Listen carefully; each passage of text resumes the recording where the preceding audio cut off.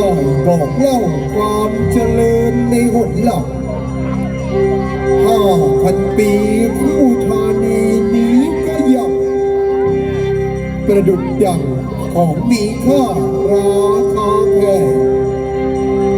คนแตกสอบถิ่นกำเนิดแต่การก่อนเมืองอุดรในโบราณการสมัยเครื่องสำริดผ้าเขียนลายมียาวไกลคนรุ่นใหม่ได้ศึกษามาเป็นทางด้วยมหากรุณาที่คุณเป็นล้นพ้นปวงชาวชนอยู่ใต้เบื้องได้สานต่อปี35ยูเนสโกไม่รีรอตามคำขอมรดกโลกคู่เมืองไทย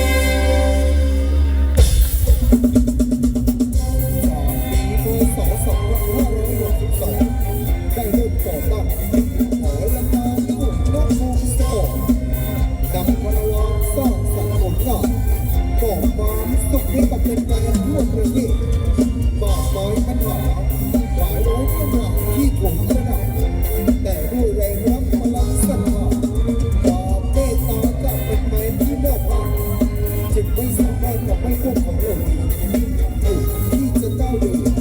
สร้างความสุขให้กับแฟนๆต่อไปกำลังใจในปีที่ห้าแล้วเดินต่อไม่ย่อท้อสร้างความสุขไม่หยุดจากน้ำที่หกสู่เสียงที่หกรวมใจกันสร้างสรรค์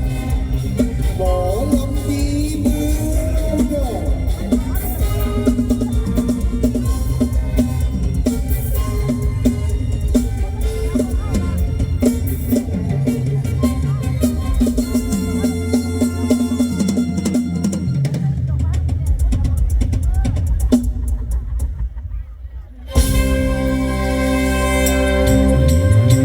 เสียงพิน